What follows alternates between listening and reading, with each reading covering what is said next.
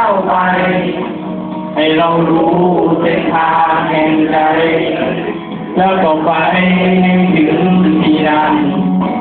เพราะชีวิตคือการต่อสู้ให้เรียนรู้ด้วยใจตั้งมั่นแต่มาไกลแค่ไหนตั้งมันคนสำคัญเท่านั้นมาได้คนโน้นที่คนบางบางพลังศรัทธาได้มาเข้ากันเพื่อกันทุกที่ใจที่มีให้มันคงเข้าไว้ขอที่แค่ฝันให้ไกลจะไปให้ถึงที่หมายจงมั่นใจที่ทำลงไปและถูกแล้วอย่าฟังทางค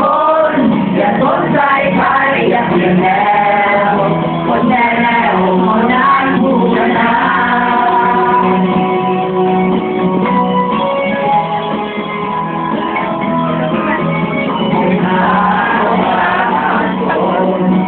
อย่าไปโน้มที่จงผ่อนคลายค่อยๆคิดสบายสบายว่ามันไปตามเรื่องทุกวันเพราะชีวิตคือการต่อสู้ให้เรียนรู้ด้วยใจตั้งมั่นเป็นอะไรให้ตั้งมั่นคนจะฟังเท่านั้นทำได้ฉันยืนบนที่ต้นวันฟ้าพลังภาษา